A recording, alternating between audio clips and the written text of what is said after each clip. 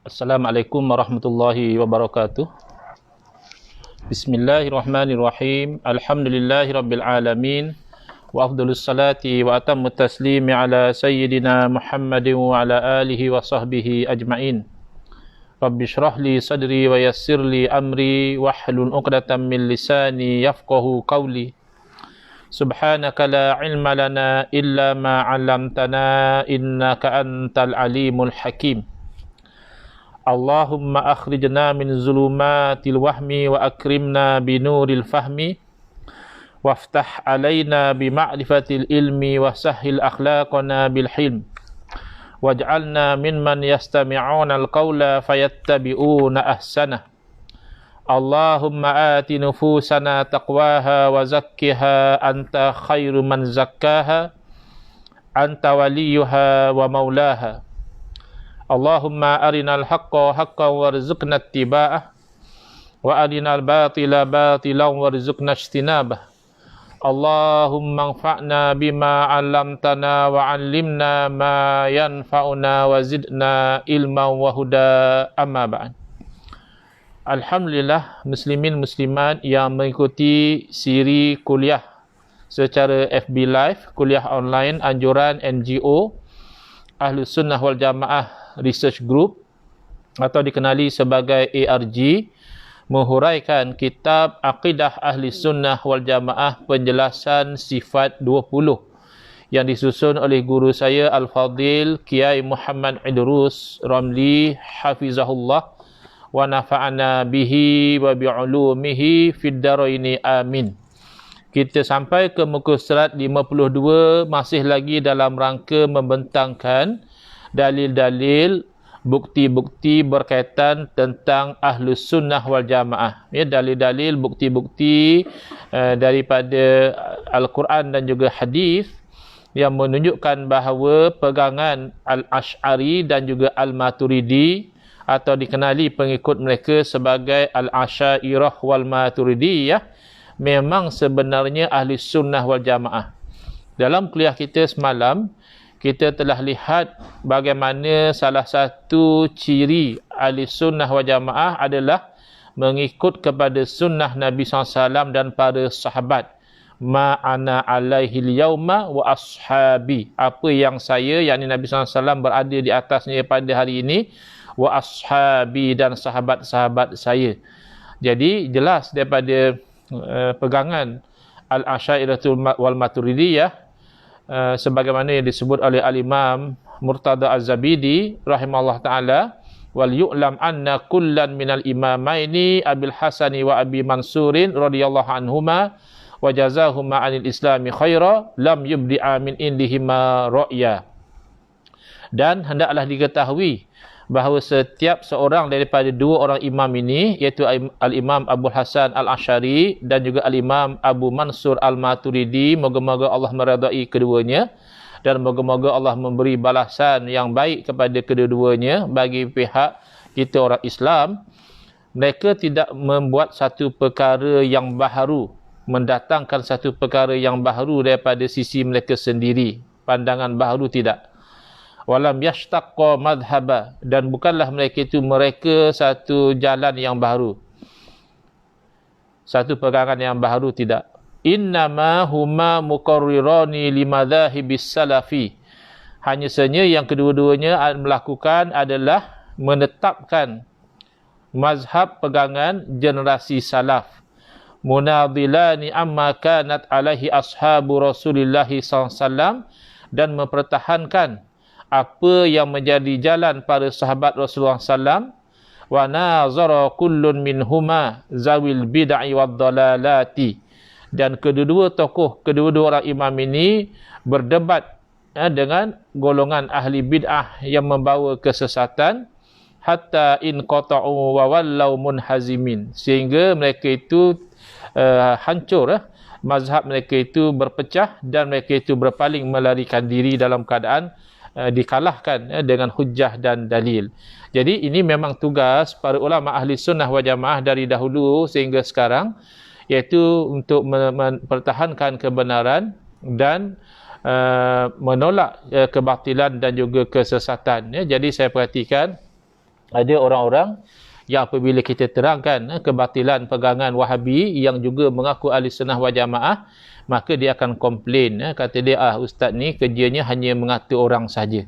Bukan masalah kita mengata orang atau individu, itu bukan target kita, tapi kita nak menerangkan kebatilan pegangan yang patut dijauhi oleh umat Islam.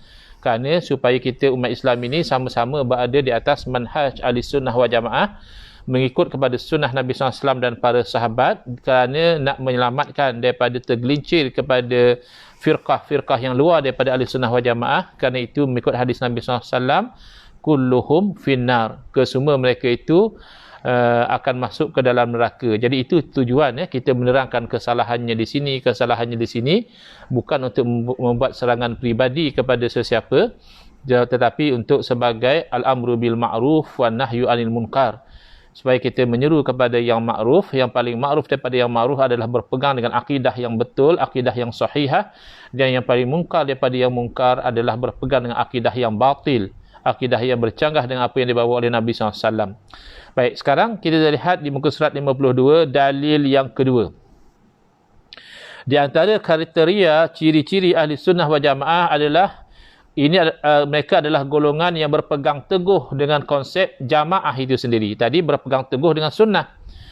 Jadi sekarang ini berpegang teguh dengan elemen jamaah. Jadi hadis-hadis tentang kewajipan berpegang teguh dengan konsep jamaah sangat banyak. Hadis tersebut antara lain sebagai berikut. An Muawiyah bin Abi Sufyan anna Rasulullah SAW qala ala inna man qablakum min ahlil kitabi iftaraku ala thintaini wa sab'ina millatan wa inna hadhil millata sataftariku ala thalathin wa sab'in thintanin wa sab'una fin nar wa wahidatun fil jannati wa hiyal jamaah.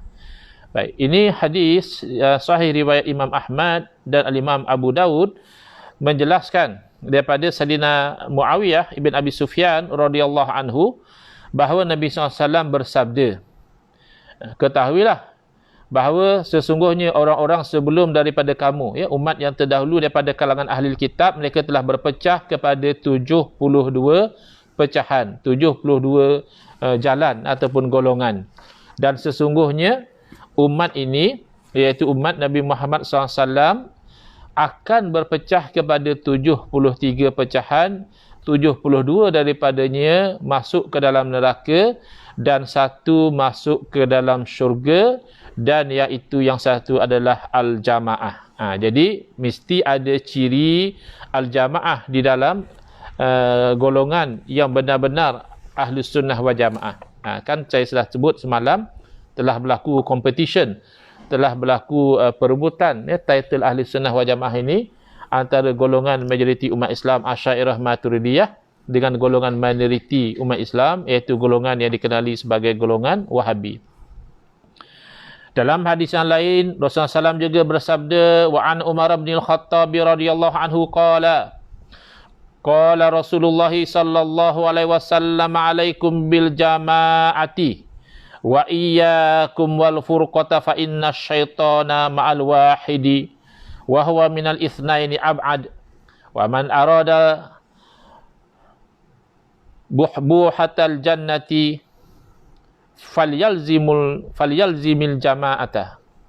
Daripada Sayyidina Umar ibn Al-Khattab radhiyallahu anhu, beliau berkata bahawa Nabi sallallahu alaihi wasallam bersabda, alaikum bil jamaah, wajib kamu ikut al-jamaah, yakni golongan umat Islam yang ramai. Wa iyyakum wal furqah, dan jauhilah oleh kamu perpecahan. Fa inna syaitana ma'al wahidi, kerana sesungguhnya syaitan itu berserta dengan yang satu. Jadi orang-orang Wahabi apabila mereka realize, mereka menyedari bahawa mereka adalah golongan minoriti, mereka cuba menjustifikasikan bahawa walaupun mereka minoriti tetapi mereka itu berada di jalan yang benar. Mereka membawa misalnya firman Allah Ta'ala, wa qalilun min ibadiyah syakur, dan sedikit daripada kalangan hamba-hambaku yang bersyukur. Jadi dia kata yang sedikit itulah yang bagus. Padahal dalam konteks ayat tersebut, wa qalilun min ibadiyasy syakur, kalau kita rujuk kepada tafsir-tafsir yang dibawa oleh para ulama tafsir, mereka menjelaskan bahawa bersyukur di situ bererti beribadah kepada Allah Subhanahu Wa Taala. Bererti menggunakan nikmat Allah untuk beribadah kepada Allah itu tidak ramai. Daripada golongan ahli sunnah wal jamaah sendiri pun tidak ramai yang benar-benar menggunakan nikmat Allah untuk beribadah kepada Allah Subhanahu Wa Taala. Jadi itu ayat bukan cerita tentang perpecahan ataupun pegangan mana yang benar, kalau sedikit itu benar, tidak. Lebih-lebih lagi kalau kita lihat di sini, Nabi SAW memberitahu syaitan itu berserta dengan yang satu, wa huwa minal isnaini ab'ad.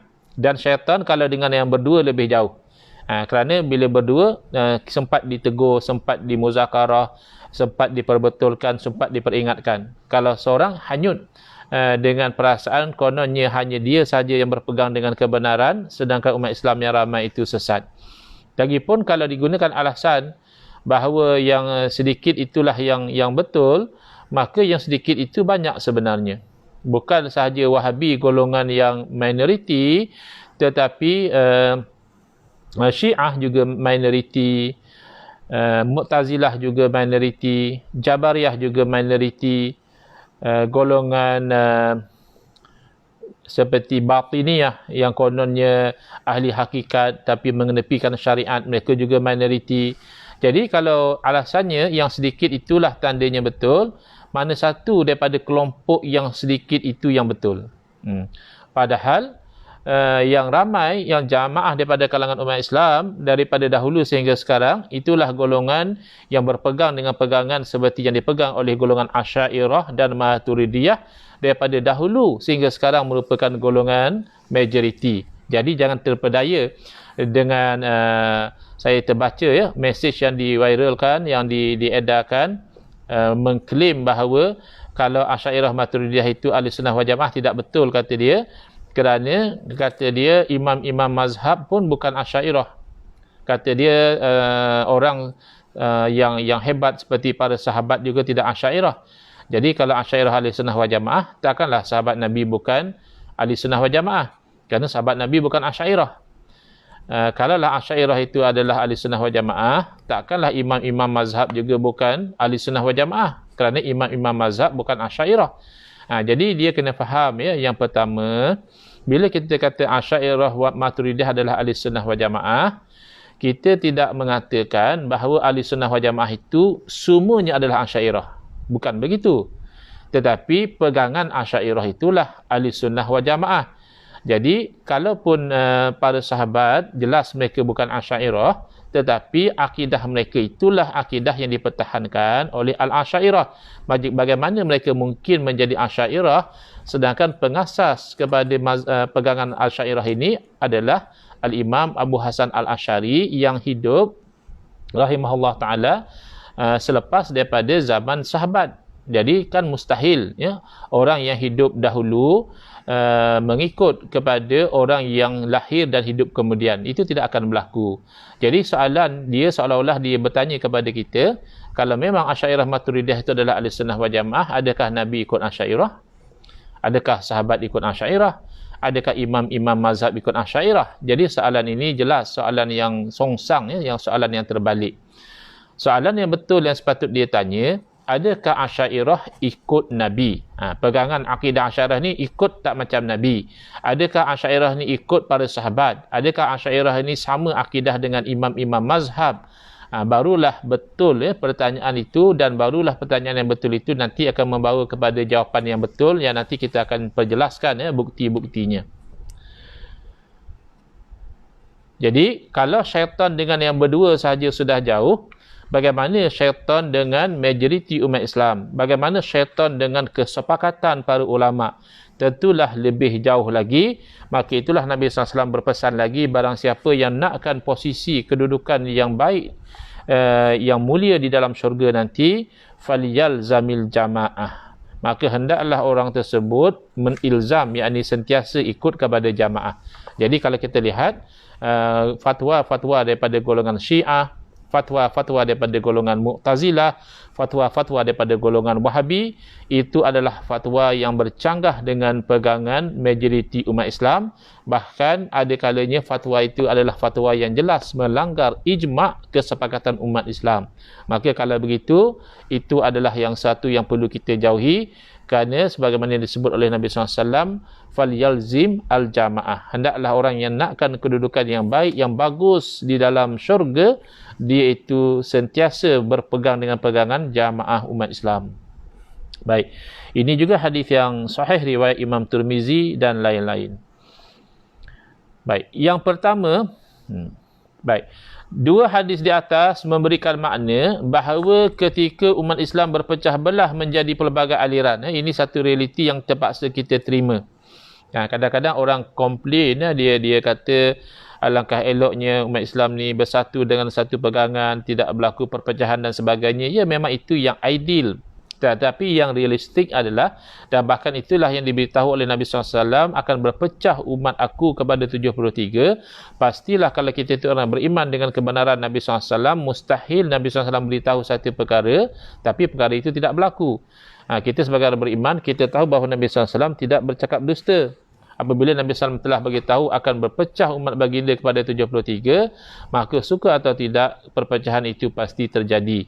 Yang menjadi tugas kita adalah memastikan diri kita, ahli keluarga kita, kaum keluarga, masyarakat dan juga jiran tetangga kita yang beragama Islam, mereka berada dalam kelompok al-jamaah. Kerana yang itulah yang disebut oleh Nabi SAW sebagai satu yang masuk ke dalam syurga, ataupun al-firqatun najiyah, golongan yang selamat daripada 73 golongan. Adapun nak menghapuskan perpecahan secara total, walaupun ianya adalah satu benda yang idealistik, yang diharap, yang didambakan, tetapi dari segi realiti, dia tidak akan berlaku. Tetap juga perpecahan itu akan ada. Tinggalnya kita nak memastikan kita tidak berada di dalam 72 yang masuk di dalam neraka, wal-iyazubillah. Makanya kita mengaji, kita cuba memahami, kita cuba melihat kepada penerangan para alim ulama. Tujuannya itu supaya kita itu istiqamah di atas jalan yang benar. Baik. Pertanyaannya, dua hadis di atas memberikan makna bahawa ketika umat Islam berpecah belah menjadi pelbagai aliran dan ke pelbagai golongan, maka golongan yang selamat adalah golongan yang berpegang teguh dengan konsep jamaah.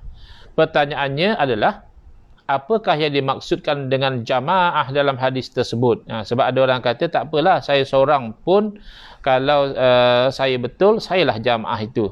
Dia ada memetik daripada kalam para sahabat, tapi dengan konteks yang tersasar daripada apa yang dimaksudkan oleh sahabat Nabi.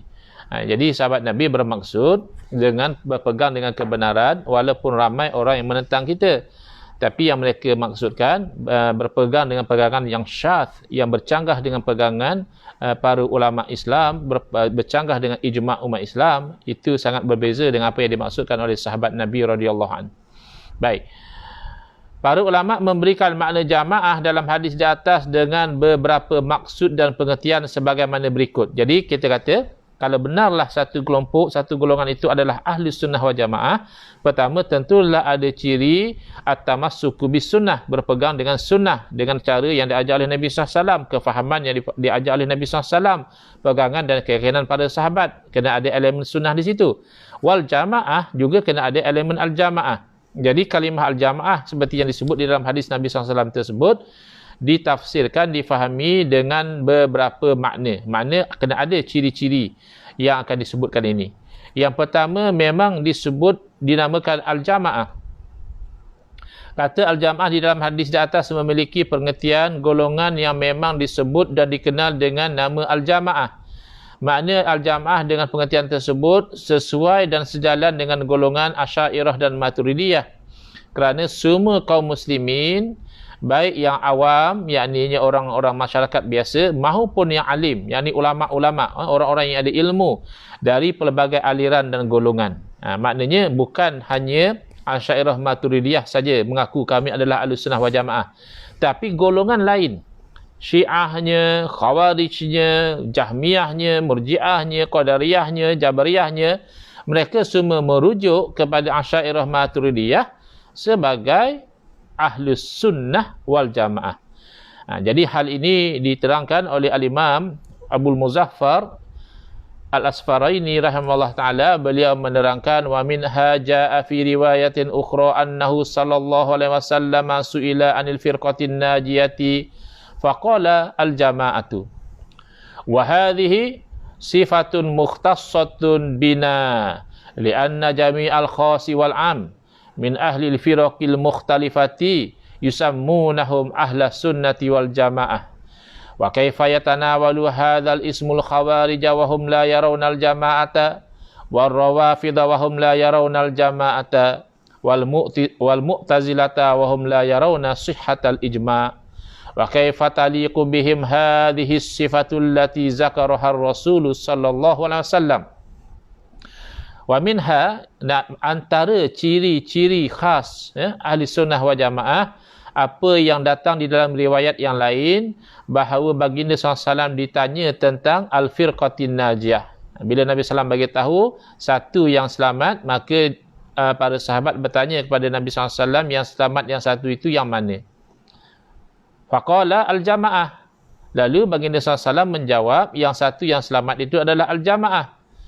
Dan sifat al-jamaah ini khas dengan kita. Al-Imam Al-Asfaraini rahimahullah ta'ala daripada kalangan ulama Asy'ariyah. Jadi kata beliau, sifat al-jamaah yang disebut dalam hadis Nabi SAW itu memang sesuai dengan kita, kena dengan kita. Kerana apa? Kerana semua golongan, baik yang khas, yakni para ulama, ataupun yang am, orang masyarakat awam, daripada pengikut firqah-firqah, golongan yang pelbagai. Mereka ini semua, walaupun mereka berpecah, tapi daripada sudut menamakan ahli sunnah wal jamaah ini, mereka merujuk kepada Asy'ariyah dan juga Maturidiyah sebagai ahli sunnah wal jamaah. Dan bagaimana nama al-jamaah ini akan mencakupi golongan khawarij, sedangkan golongan khawarij mereka tidak berpegang dengan konsep al-jamaah. Bahkan khawarij itu sendiri daripada perkataan kharij, maknanya orang yang bangkit keluar menentang jamaah umat Islam, bangkit menentang pemerintah umat Islam. Jadi mereka tidak berpegang dengan konsep al-jamaah. Demikian juga golongan Rawafid, golongan Syiah juga tidak berpegang dengan al-jamaah, kerana Syiah ini menganggap jamaah sahabat, bahkan bukan jamaah umat Islam yang lain saja, jamaah majoriti sahabat Nabi dikafirkan atau dianggap fasik oleh golongan Syiah. Jadi bagaimana mereka boleh dianggap al-jamaah? Mereka menentang jamaah sahabat Nabi. Demikian juga golongan Mu'tazilah, bagaimana boleh mereka itu dinamakan al-jamaah sedangkan ijma' juga mereka tidak iktiraf. Mu'tazilah tidak mengiktiraf hujjiyatul ijma'.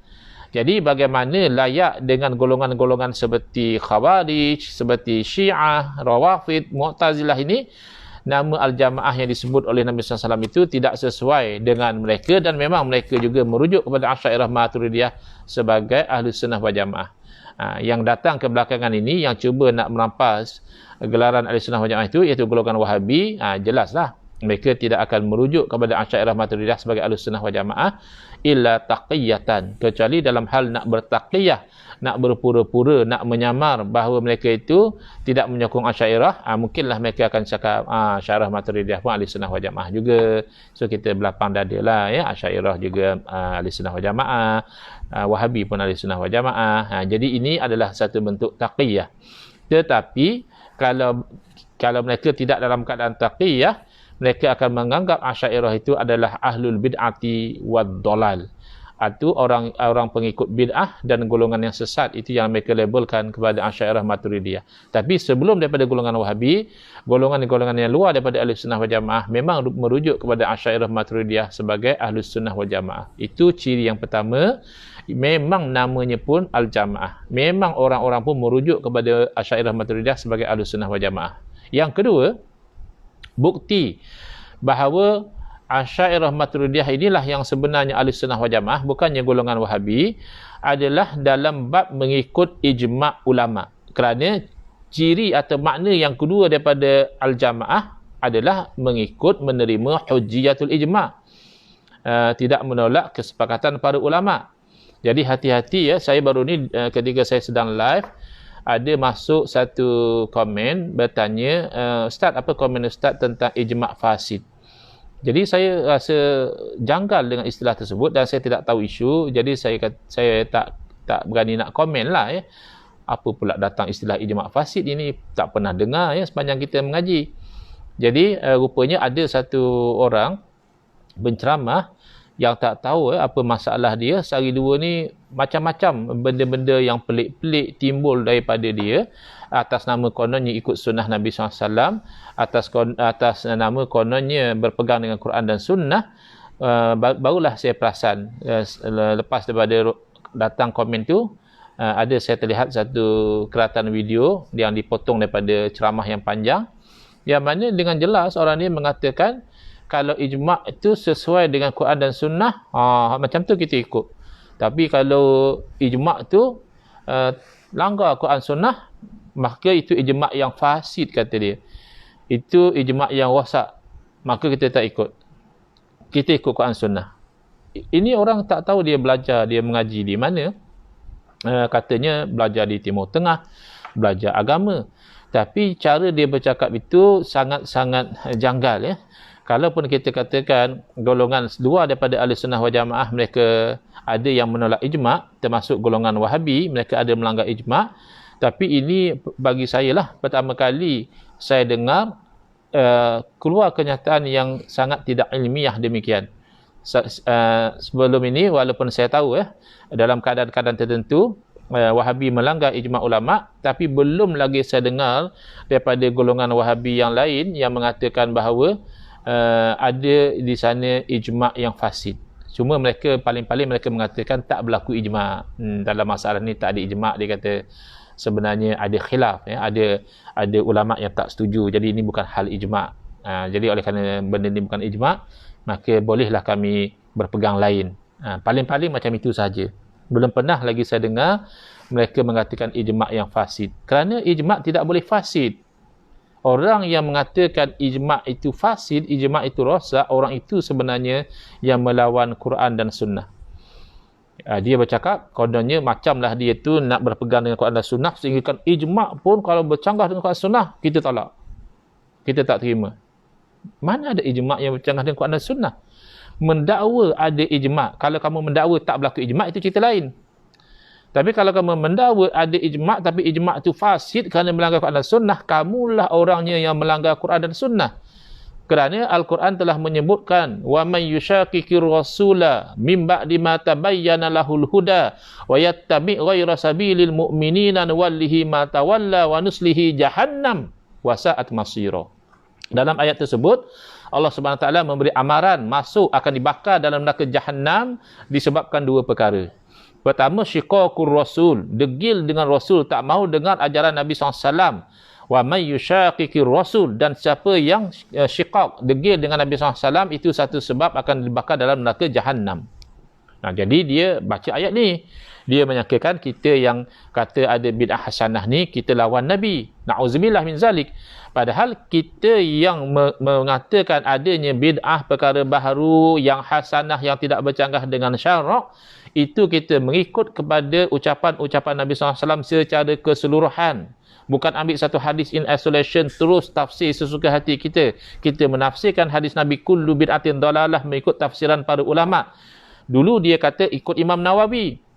Sekali bila dia baru sedar bahawa pendapat Imam Nawawi juga mengiktiraf bid'ah hasanah, pula tanya mana lebih baik Imam Nawawi ke Rasulullah SAW. Itu pertanyaan yang tak sedar diri. Dia bukan isu. Tidak ada orang yang mendakwa Imam Nawawi lebih baik daripada Nabi SAW. Hatta Imam Syafi'i pun tidak didakwa lebih baik daripada Nabi SAW. Hatta sahabat Nabi pun tidak boleh didakwa lebih baik daripada Nabi SAW. Isunya bukan itu. Isunya dalam memahami ajaran Nabi SAW. Adakah sahabat Nabi lebih baik atau kamu? Itu isunya. Bila Sayyidina Umar radhiyallahu anhu mengatakan nikmatil bid'atu hazihi, sebaik-baik bid'ah ini dia.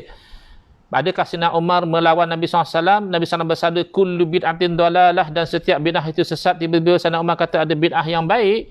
Maka Sayyidina Umar melawan Nabi, mana lebih baik Sayyidina Umar ataupun Nabi? Bukan.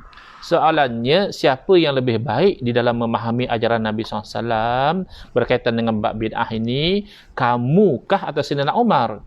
Kamukah atau Imam Syafi'i? Ketika Imam Syafi'i mengatakan al-bid'atu bid'atani, perkara bid'ah kata Imam Syafi'i dua jenis, mahmudatun wa mazmumah, satu jenis terpuji dan satu jenis terkeji. Fama wafaqa sunnata fahuwa mahmudun, mana perkara bid'ah yang selari dengan sunnah itu terpuji, wa ma khalafaha fahuwa mazmumun, dan mana perkara bid'ah yang bercanggah dengan sunnah maka itu terkeji. Jadi bukan isu mana lebih baik, Imam Syafi'i atau Nabi SAW, bukan. Mana yang lebih baik dalam memahami hadis Nabi SAW, Imam Syafi'i kah atau kamu? Jadi itu isu dia. Jadi pelik ya, awal-awal dia berceramah dulu, kata dia kita kena faham Quran hadis ikut pahaman para ulama, seperti Imam Syafi'i, seperti Imam Nawawi, seperti Qadhi Iyad. Jadi sekarang dia pula nak melawan pada Imam Nawawi. Bila mana dia mendapati tafsiran Imam Nawawi terhadap hadis Nabi SAW tak sama seperti tafsiran dia. Jadi dia seolah-olah nak mengatakan bahawa aku lebih faham agama daripada Imam Nawawi. Aku lebih faham agama daripada Imam Syafi'i. Ini lisanul hal dia. Cuma dia bertopeng dengan Quran dan Sunnah sehingga tergamak keluar daripada mulut orang ini bahawa ada di sana ijma' yang fasid. Keluar saja perkataan itu, dia sedang melawan Quran. Kerana Quran mengatakan yang kedua, wa yattabi' ghaira sabilil mu'minin, dan orang yang mengikut jalan lain daripada jalan orang mukmin, nuwallihi ma tawalla, kami palingkan kepada apa yang dia berpaling itu, nuslihi jahannam, dan kami bakar di dalam neraka jahannam. Maka daripada ayat ini kata Imam Syafi'i rahimahullah taala, ayat Al-Quran inilah menjadi dalil kewajipan kita itu ikut kepada ijma' kesepakatan para ulama, kerana tidak mengikut dia adalah dijanjikan dengan neraka jahannam, berarti melanggar ijma' itu hukumnya haram, oleh itu mengikut ijma' hukumnya adalah wajib. Jadi macam mana timbul ijma' fasid? Lan tajtami'a ummati ala dhalalah, selama-lama umat aku tidak akan bersepakat di atas kesesatan. Innallaha la yajma'u ummati aw qala ummata Muhammadin ala dhalalah. Allah Ta'ala tidak akan menghimpunkan umat aku, atau kata perawi umat Nabi Muhammad SAW, di atas kesesatan. Jadi kalau umat sudah sepakat ijma', mana boleh fasid dengan jaminan daripada Nabi SAW. Bila kamu mengatakan ada ijma' yang fasid, makna kamu, otak kamu sudah fasid. Otak kamu sudah tidak betul. Kerana kamu ketika itu mencanggahkan isi kandungan Al-Quran dengan Al-Quran sendiri. Mencanggahkan isi kandungan hadis dengan hadis sendiri. Kerana isi kandungan Quran dan hadis itulah yang mengiktiraf ijma'. Tiba-tiba kamu kata ijma' melawan Quran dan Sunnah, bermakna kamu mengatakan Quran itu dengan Quran bercanggah, hadis dengan hadis itu bercanggah, fi aqlika syai', dalam otak kamu ada something tidak betul. Jadi moga-moga diperbetulkan sebelum lebih parah lagi penyelewengan-penyelewengan, kesesatan-kesesatan yang timbul. Kalau kamu itu ego, kamu itu sombong, maka akhirnya kamu tidak akan nampak kebenaran. Kita silap biasa. Orang putih kata to err is human. Untuk melakukan kesalahan itu adalah kemanusiaan. Kita manusia ni tidak sunyi daripada kesilapan. Tapi yang tak bagus bila kita itu merasa ego, kita tak mahu mengaku bahawa saya tersilap, saya salah faham. Saya ingatkan Imam Nawawi kata bid'ah sesat belaka. Rupanya Imam Nawawi kata bid'ah ada yang hasanah. Saya salah faham. Saya dah ingatkan kullu bid'atin, kullu tu ulama faham makna semua. Rupanya ramai ulama yang faham kullu dalam hadis makna sebahagian. Jadi kan tu lebih mulia, kerana ar-ruju' ilal haq lebih baik ahsan minat tamadi fil batil. Kita nampak buat U-turn, tak tetap pendirian, tapi U-turn kita itu sebab kita nak patah balik kepada kebenaran, walaupun orang kata apa dulu cakap lain, sekarang cakap lain. Tapi kalau yang kita cakap lain sekarang itu adalah satu bentuk merujuk kepada kebenaran, itu lebih baik daripada kita bertegas di dalam kebatilan. Jadi kita nasihatkanlah kepada orang yang berkenaan, sempena bulan yang mulia ni, cuba muhasabah balik. Kamu nak apa sebenarnya? Kalau kamu nakkan kebenaran, maka kebenaran itu jelas terbentang. Tapi kalau kamu nakkan kemasyhuran, nakkan pujian, nakkan pangkat, kewangan dan sebagainya, maka fasna' ma syi'ta. Buatlah apa yang kamu nak.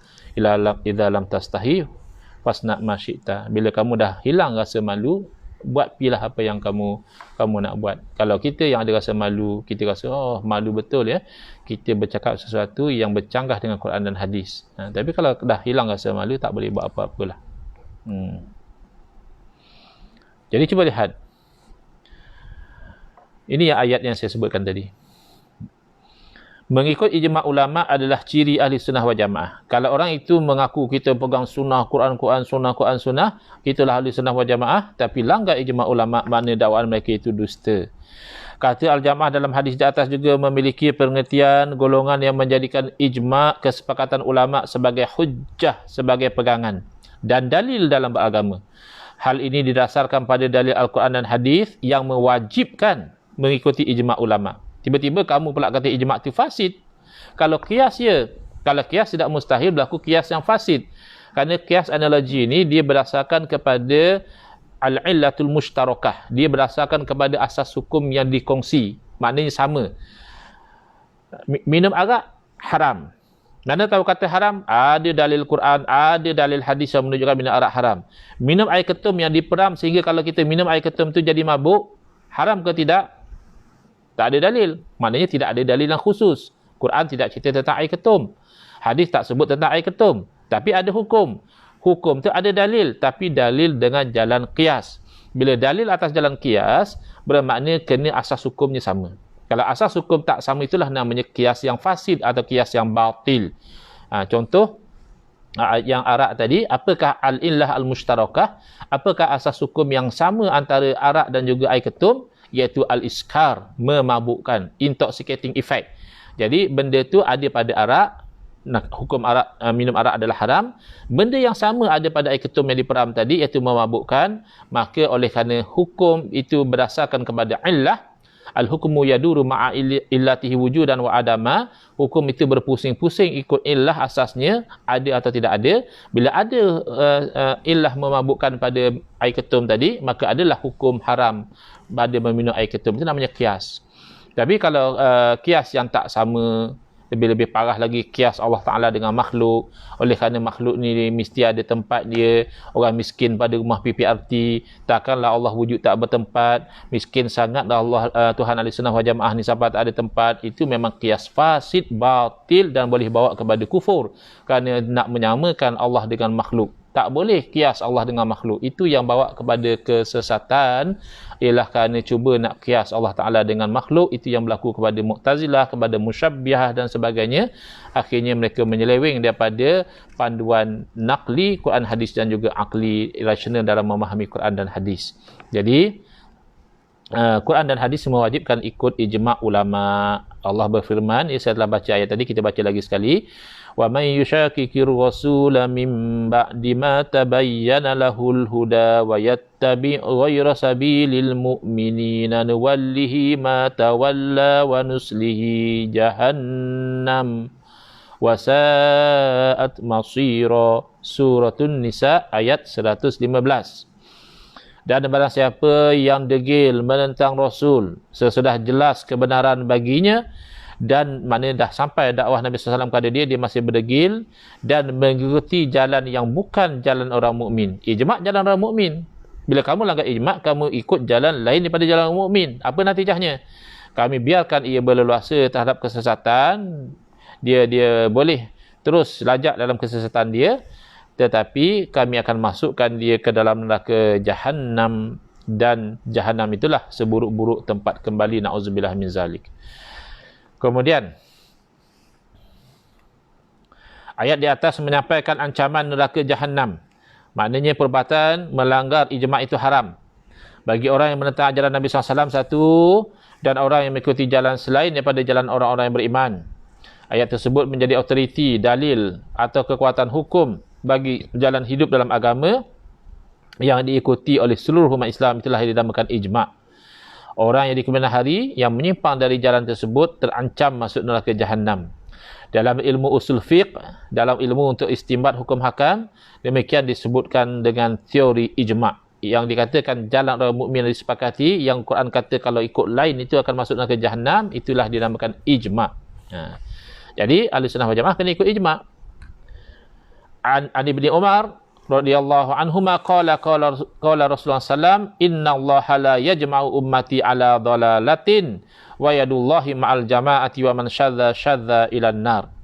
Daripada Sayyidina Abdullah bin Umar radhiyallahu anhuma, beliau berkata bahawa Nabi sallallahu bersabda, sesungguhnya Allah Ta'ala tidak menghimpunkan umat aku di atas kesesatan. Yadullahi ma'al jamaah. Kalau terjemah yadun dengan makna yang zahir, makna tangan Allah. Tangan Allah bersama dengan jamaah, itu macam mana?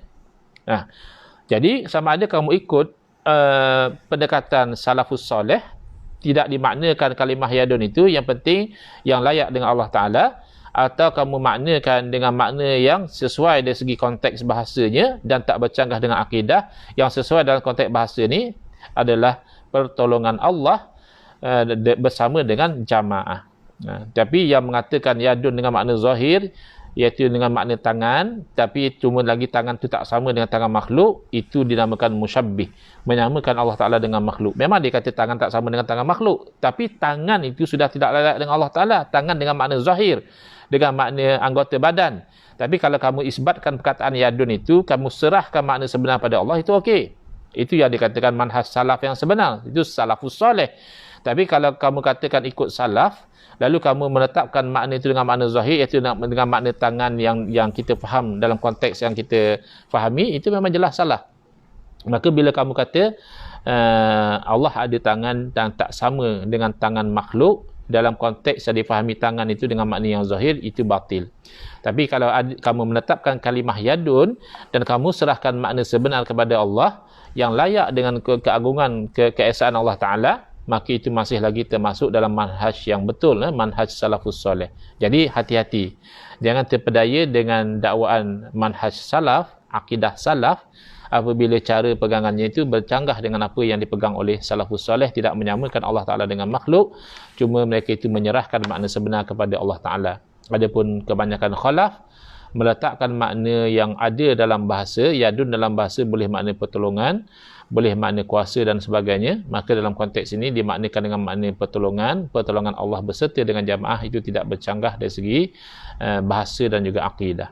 Wa man syadza, siapa yang ganjil, jadi opposite daripada jamaah, bertentangan daripada jamaah, betul lagi bertentangan dengan ijma', syadza ilan nar, dia juga nanti akan ganjil, terasing di dalam neraka, na'udzubillah min zalik. Jadi ijma' itu dengan nas Al-Quran dan hadis wajib diikuti. Jadi mestilah ahli sunnah wal jamaah itu golongan yang ikut ijma'. Kalau golongan yang awal-awal lagi dia perasan ijma' itu bercanggah dengan Quran dan sunnah, itu memang terseleweng daripada pegangan ahli sunnah wal jamaah.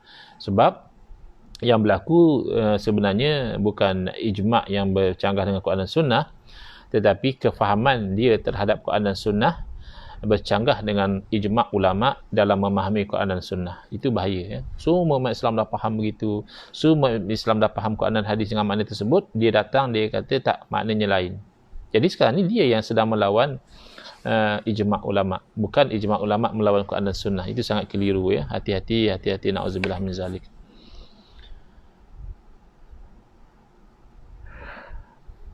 Hadis di atas telah dijelaskan pengertiannya dalam bahagian sebelumnya. Kemudian pegangan Asy'ariyah dan Maturidiyah sebagai perwakilan Ahlussunnah wal Jamaah memang selalu berpegang teguh dan mematuhi ijma' ulama' sebagai salah satu dalil sumber yang otoritatif, yang muktabar dalam menetapkan hukum hakam syariat. Dalam hal ini Al-Imam Abul Muzaffar Al-Asfaraini rahimahullah ta'ala berkata, wa minha annahum yasta'miluna fil adillati syar'iyyati kitaballahi wa sunnata rasulih sallallahu alaihi wasallam wa ijma'al ummati wal qiyasa wa yajma'una baina jami'iha fi furu'i syari'ati wa yahtajuna bi jami'iha wa ma min fariqin min firaqi mukhalifihim illa wa hum yarudduna syai'an min hadhil adillati fabana annahum ahlul najati biistimalihim jami'a usulis syariati duna ta'tili syai'in minha. Di antara bukti-bukti keselamatan ahli sunnah wal jamaah, atau bukti-bukti bahawa Asy'ariyah Maturidiyah itu adalah ahli sunnah wal jamaah, adalah mereka mengamalkan di dalam dalil-dalil syarak kesemuanya. Quran, sunnah Nabi SAW, ijma' umat Islam, qiyas, mereka amalkan. Sedangkan firqah-firqah yang lain pasti mereka akan ada menafikan salah satu daripada dalil-dalil syarak ini. Dan mereka menghimpunkan kesemuanya sekali Di dalam cabang-cabang syariat pun, dalam menetapkan hukum hakam pun, mereka rujuk pada Quran, sunnah, ijma' dan qiyas. Mereka berhujah dengan kesemuanya. Tapi tidak ada satu pun pecahan daripada pecahan orang yang melanggar ahli sunnah wal jamaah, kecuali pasti mereka itu ada menolak salah satu daripada dalil ini. Misalnya Quran. Quran, ada golongan Syiah yang hulu, dia kata Quran kita ni tak boleh terima. Quran yang dipakai oleh umat Islam sekarang ni, kata golongan Syiah yang hulu adalah Quran yang palsu, kata dia. Quran yang sebenar akan datang selepas Imam Mahdi mereka datang nanti. Yang ada sekarang ni adanya rekaan buatan tangan para sahabat sahaja. Ini menolak sumber nombor satu Quran. Ya, kalau Syiah yang hulu macam itu memang bukan setakat tergelincir daripada landasan ahli sunnah wal jamaah, tapi kalau sampai menolak Al-Quran itu boleh menjadi kafir, terkeluar dari Islam terus, na'udzubillah. Ada juga golongan yang terima Quran tapi anti hadis. Mereka mendakwa kononnya ikut Quran saja. Baru-baru ni diviralkan mesej kononnya solat tarawih tu bukan ajaran Islam. Itu hanya terdapat dalam hadis, dalam Quran tak ada. Itu ada orang tanya saya, ni fahaman Wahabi ke Ustaz? Saya kata, faham saya ni bukan fahaman Wahabi. Sebab Wahabi dia tak menolak sunnah. Dia cuma keliru kadang-kadang tu dalam memahami makna Quran dan sunnah, salah tafsir Quran dan sunnah, tapi dia tidak sampai menolak sunnah secara total. Paling-paling yang berlaku pada Wahabi, dia menolak hadis yang dhaif, sedangkan para ulama menerima hadis yang dhaif dalam konteks tertentu. Jadi ada golongan Wahabi yang menolak hadis dhaif secara pukul rata, tapi menolak hadis secara keseluruhan tidak berlaku pada golongan Wahabi. Jadi saya katakan, pada kefahaman saya, mesej macam ini menggambarkan golongan anti hadis, bukan golongan Wahabi. Wahabi ada juga elemen anti hadis tu, tapi dia anti hadis dhaif, bukan anti hadis secara keseluruhan, tidak. Itu golongan anti hadis juga tergelincir keluar daripada ahli sunnah wal jamaah, bahkan juga boleh menjadi murtad kerana menafikan sumber hukum syarak yang disepakati, iaitu sunnah Nabi SAW. Kemudian golongan seperti Khawarij, seperti golongan Mu'tazilah, mereka menafikan ijma'. Golongan Zahiri menafikan qiyas. Pastilah ada sesuatu yang dinafikan daripada sumber-sumber hukum yang empat ini. Cuma secara asasnya golongan Zahiri itu masih lagi dinilai sebagai ahli sunnah wal jamaah. Cuma yang Zahiri dari segi akidah ni yang kita bimbang, yang menafsirkan ayat mutasyabihat dengan makna yang zahir semata-mata, sedangkan bercanggah dengan ayat yang muhkamat yang menafikan, maka itu mendatangkan kebimbangan. Kalau Zahiri dari segi fiqh itu masih lagi dianggap sebagai sebahagian daripada ahli sunnah wal jamaah, tapi khilafnya dalam bab ini tidak dianggap muktabar.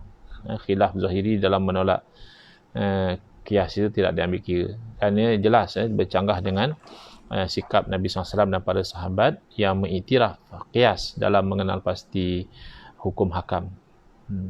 Jadi jelaslah bahawa Asy'ariyah Maturidiyah ini, mereka lah golongan yang selamat kerana mereka itu beramal dengan kesemua dalil-dalil syariat tanpa mentaktilkan, tanpa mensia-siakan satu pun daripada dalil-dalil syarak ini.